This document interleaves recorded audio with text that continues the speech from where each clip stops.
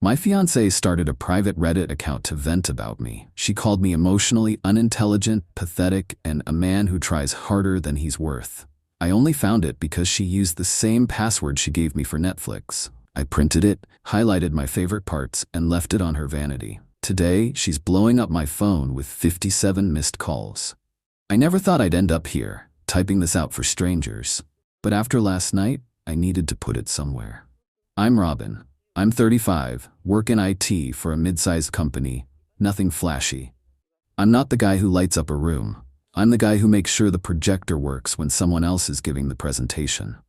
And I was good with that. Stability's underrated these days. That's probably what attracted Roxy to me. We met through mutual friends at a board game night. She was sharp, funny, a little too clever for her own good, but it felt exciting. She had this energy that made you want to lean in. I didn't think someone like her would go for someone like me, but we hit it off. 2 years later, we were engaged. Roxy moved into my place about a year into our relationship. I had the house, the car, the income. She brought her plants, her dog, and a small Etsy business that I helped her set up a website for.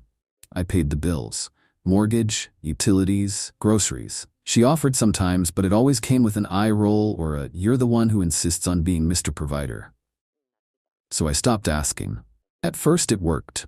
We had routines, movie nights, Sunday pancakes, late night walks. I actually felt happy, like I'd finally built something that made sense.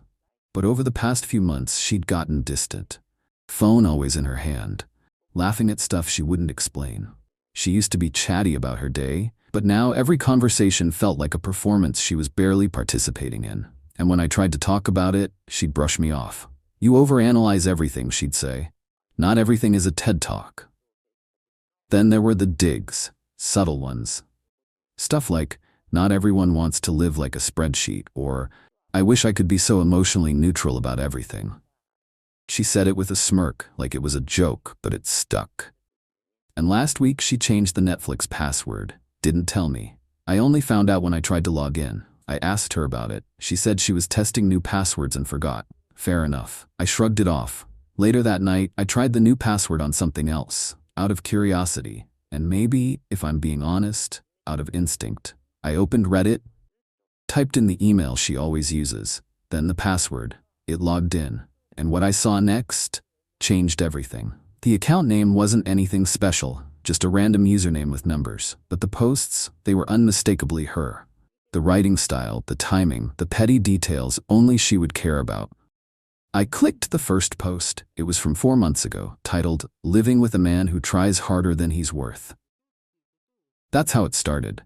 She wrote about Robin, never by name, but every detail lined up. She painted me as some emotionally stunted doormat who thinks buying flowers cancels out being exhausting to talk to. She complained that I act like praise is currency, and that being with me was like dating a really polite spreadsheet. That one got a few dozen upvotes. One commenter said, "Girl, you're not his therapist. Run." She replied with a laughing emoji and, "Right?" There were 10, maybe 12 full posts, all anonymous vents, all written like she was the victim of some slow-burn hostage situation where the villain was a man who made her coffee and folded her laundry. She wrote about the time I surprised her with dinner after her Etsy milestone and called it a desperate attempt at relevance. She even dragged my dog. My dog. His rescue mutt stares at me like he knows I'm planning my exit. There was a post from 2 weeks ago. The title was, "How do you gently tell your fiancé he has the emotional depth of a rice cake?" In the comments, someone suggested couples counseling. She wrote, "Please, I'd rather fake a coma."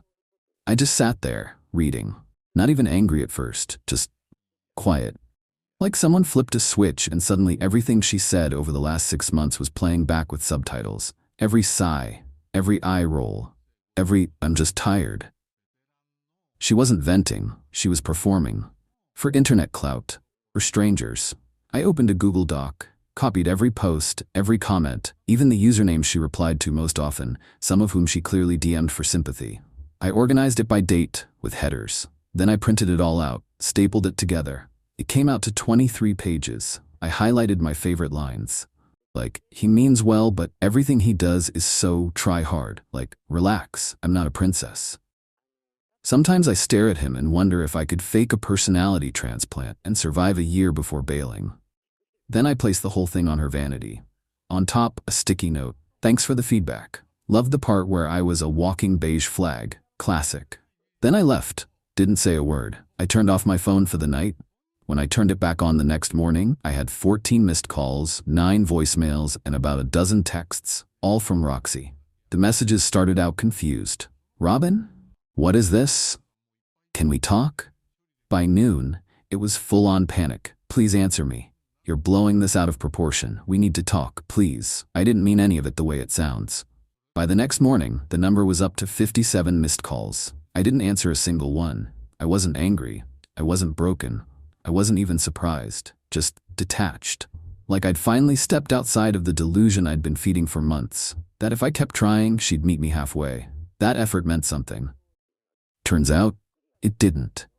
I checked our joint wedding planner spreadsheet. She hadn't touched it in weeks. But she had charged a custom neon sign that said R+R forever to my credit card 2 days ago. It cost $320. Cute. I called the vendor, canceled the order. Then I logged into our wedding venue account. Technically in both our names, but the deposit came from my account. I sent them an email, attaching a copy of the Reddit posts and asking for a hold on further billing. The venue manager called me an hour later. She read the messages, said she'd seen worse, but this was up there. Said she'd put the booking on pause. I also made sure my bank account got some attention. Changed passwords, updated security questions.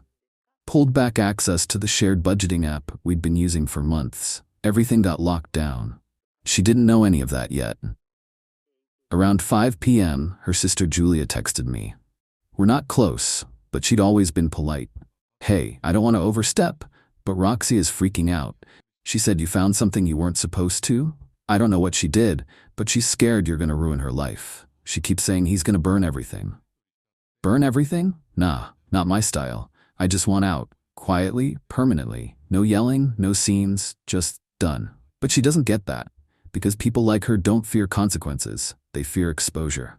Later that night, I got one final message from Roxy. You weren't supposed to see that. I didn't mean it. I was just venting. I opened a new email account, typed one line. You vented? I'm responding. Then I clicked send. We agreed to meet at a coffee shop near the courthouse. Neutral ground. She showed up 10 minutes early, full makeup, curled hair, trying to look casual. She smiled when she saw me, like nothing had happened. Like the past 72 hours hadn't been filled with her calling me 57 times and then ghostwriting her own Reddit roast series. I didn't smile back. She sat down, opened her mouth to speak, but I placed a manila folder on the table between us. She froze. Inside were 4 things. A printed list of every wedding deposit paid, with my name on each receipt. A cancellation notice from the venue manager. A notarized agreement ending the engagement and stating that all jointly planned expenses were being resolved in my name. A copy of her own Reddit posts in case she'd forgotten. She didn't touch it. I didn't mean half of what I wrote, she started. I was venting. People say stuff online they don't mean. I nodded. You're right, which is why I'm not posting any of this. I'm not here to ruin you. I'm just here to end this. Her face flickered like she wasn't expecting calm. She was expecting drama, something she could cry about later to friends. But I wasn't giving her that. So that's it, she said. That's it, I said. I'll give you 3 days to move out. After that, everything goes through my attorney. She blinked. You're not even going to try to work through this? I looked at her, really looked at her. You spent months calling me emotionally unintelligent and pathetic to strangers on the internet. You called me a man who tries harder than he's worth. You thought I wouldn't find out. You thought I'd just keep trying to impress someone who never respected me. Why would I work through that? She opened her mouth again. I cut her off. Oh, and if you're thinking about telling your friends I was controlling or abusive, I saved the original posts. Even the ones where you bragged about manipulating me. I don't need to say anything. You already did. She went quiet. For once, I stood up, tucked my chair in and said, keep the ring. Pawn it, melt it down, throw it in a river. I don't care. But don't call me again. Then I walked out. Didn't look back. She moved out 2 days later. Didn't say goodbye. Just left a half-used bottle of dry shampoo, a few mismatched coffee mugs, and the neon sign she never got around to returning. The house was quiet after that. Not in a sad way, more like a room finally exhaling. I boxed up the wedding invites, canceled the DJ, and let the florist know we wouldn't need the arrangements after all. Most vendors were understanding. Some even refunded me out of pity. Her friends stopped texting. A few unfollowed me. One of them, though, Amber I think, sent a message that just said, "For what it's worth, we always thought you deserved better." I didn't respond. I found myself back on Reddit later that week, not looking for drama, just checking to see if she'd said anything else. She had. A new post under the same alt. My fiancé found my private vent account and dumped me. I think I ruined everything. For once, the comments weren't on her side. They picked apart her posts. People quoted her lines back to her. "He's not emotionally unintelligent. You're just cruel. You called him a spreadsheet and expected loyalty?" She hadn't deleted the older posts yet. Maybe she was hoping to control the narrative. Too late. I didn't reply, didn't even upvote anything. Just watched. Let her stew in the silence she used to weaponize. The wedding ring's still in my drawer, not because I miss her, but because it's the last expensive mistake I'll ever make for someone who thought kindness was weakness. Last night, I made a reservation at my favorite steakhouse. Just me. I brought a book, had a bourbon, and finally enjoyed a meal without someone across the table critiquing the plating. And when the waiter asked if I was celebrating anything, I said, "Yeah, closure." He smiled. I smiled back. My fiancé said, "If you love me, you'll let me have a wedding with my ex as the best man." I said, "Of course." Then let her walk down the aisle, right into a venue that had already been canceled. She still thinks I overreacted. Hey viewers, just a quick thanks. Over 14% of you are already subscribed, and it means the world. If you're new here and enjoy these stories, join the family by hitting that subscribe button. We're on the road to 10,000. First time posting here, so bear with me. Okay, gonna try to keep this short, but honestly, still can't believe what happened. My name's Rick, I'm 30, work construction. Been engaged to Jessica for almost a year now, dating for 3 years total. Wedding was supposed to be last Saturday. Notice I said supposed to be.